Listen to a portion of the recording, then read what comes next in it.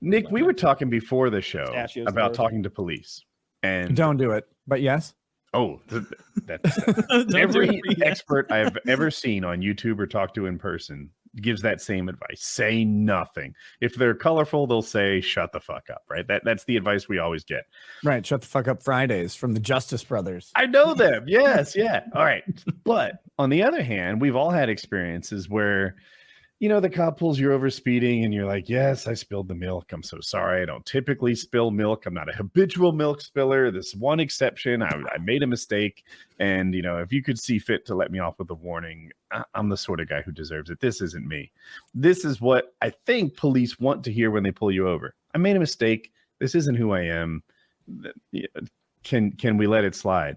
If you just say, I don't talk about my day, I don't like police, I don't answer questions, you're probably going to go to court. You're not going to talk your way out of it.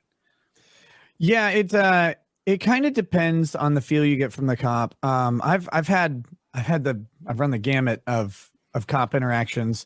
When I was driving home from law school one day, because I went to school at night, and I was driving home, and it was 2 hours away.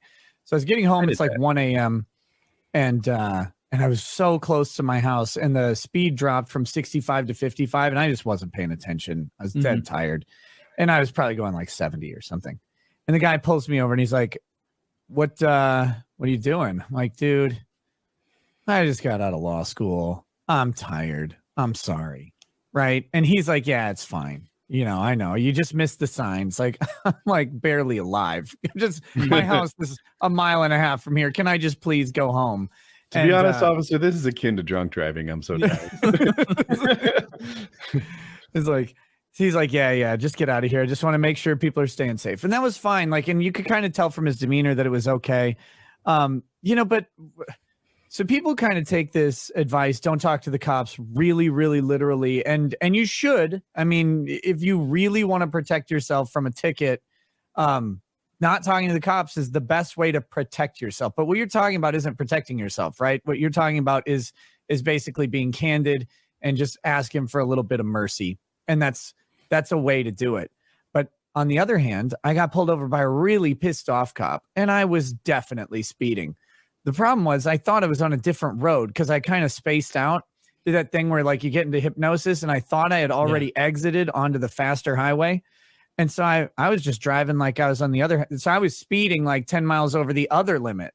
And so I'm like 15 over this one. Cop pulls me over. He goes, you know, I pulled you over. I was like, no. He says, do you know what the speed you were going? No. You know what the speed limit is? Nope. Do you know where you are? Not at all.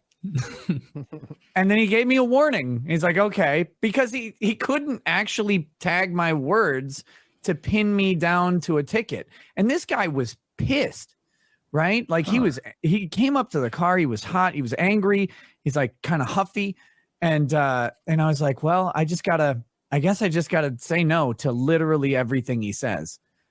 Because otherwise what you get is you get an admission. Yeah, I know. I thought it was only 5 over or whatever. You're still speeding. That's still an admission of guilt. And once they can write that down, that statement from you, they've got you in court. Like, you're not going to go into court and win. But if they have to go in and prove it, you know, maybe what you do is you go in there and you ask the calibrations, the calibration record of the machine. You check the weather. Was it really cold? Could that interfere with the radar gun? You start asking for all this stuff, and it becomes really expensive for the cops to get $130 out of you. And they don't fight as much. So like for actual legal protection, saying for my advice on getting pulled over is just say no to anything. It's not illegal to not know how fast you're going. It's not illegal to not know what the speed limit is. And it's not illegal to not know what road you're on. So you can safely say no to all those things. Your results may vary. But I feel like I'd be like, no. And he'd be like, here's your ticket. Fuck. When I got arrested, it was a long time before they asked me a question that I didn't feel comfortable, like at least replying to. Because for a long time, like there was no sort of like, oh, do you think maybe this happened and that happened? We weren't talking about what was happening. I was like, can I get a smoke? First of all, I knew the cop, one of them. And I was like, Jimmy, can I get a smoke? He's like, yeah, come on, let's get in my car. Like, they're not handcuffing me yet. I hung out in his car for half an hour while they got their warrant and smoked. You know, But it was like an hour and a half later, but when we were sitting at a desk somewhere, I was like, I think that's where I stop answering questions and start, sending it to my lawyer. Y'all need to talk to him because I don't know anything about any of that. Well, that's the move, right? The police are very, very good interviewers. They do it all the time. So they get very, very conversational with people. They get to know them. They're like, hey, we're just trying to help you out. What's your name? What's going on, man? And they encounter people who are usually in a rough spot in their life. Lots of people, depending on the type of crime that they're encountering, but lots of people are encountering crime because they're in a bad place. And so the cops get really good at sort of that diffusion, build rapport really quick, like a salesman, and kind of get conversational. It also helps them get those answers that they're looking for. So that's one thing to remember, is that they're very good at this, and you typically are not very good at answering that type of stuff, because you might only get arrested one time in your life if or for a lot of people it's never. Some people get really good at it, right? You live in the right hood.